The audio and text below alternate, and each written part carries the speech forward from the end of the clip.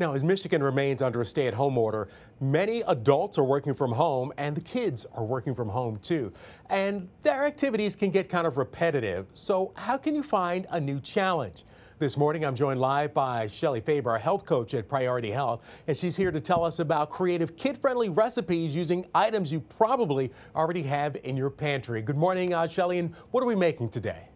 Good morning. Thank you for having me. I have some chicken quesadillas, and then actually some little English muffin mini pizzas, and some healthy muffins that the kids love to get their hands on and mix and put different ingredients in.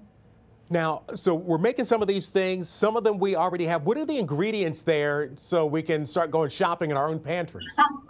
Yeah, so the chicken quesadillas, they're actually I use corn tortillas, but you can use flour as well. And then I use some real cheese that I grated up and threw some pre-cooked chicken on there, so it's good to go. You put a little olive oil in a pan and put the tortilla on with the cheese and the chicken and cook it up.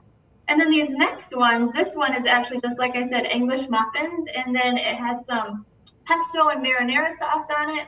And you can actually put whatever vegetables you want. Today I have some like zucchini and mushrooms. And this is what my son likes to do, is really pick which vegetables he wants on it to make it fun for him and get him involved as well. And then I have some ham too. I throw some ham on it or some turkey, salami, whatever meat you have around in the house. You can be creative. A little mozzarella cheese again that I grated earlier. Just put it in the broiler for about 4 minutes and it's good to go. It's golden brown, it's bubbly, and it looks delicious. It looks delicious indeed. Now, Shelly, why is cooking such a good activity to do with kids?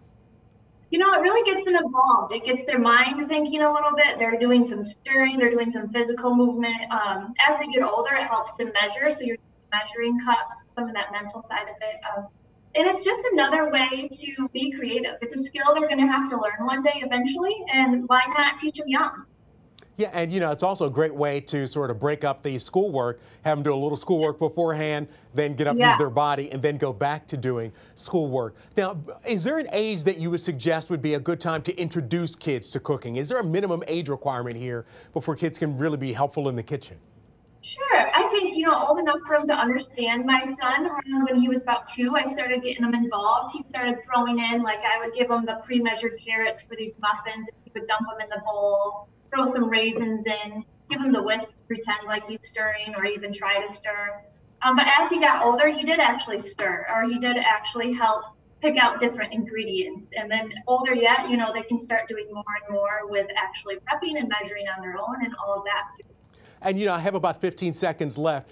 Any advice for parents out there? I mean, you put kids in the kitchen. I think you got to use some patience here. Patience is key.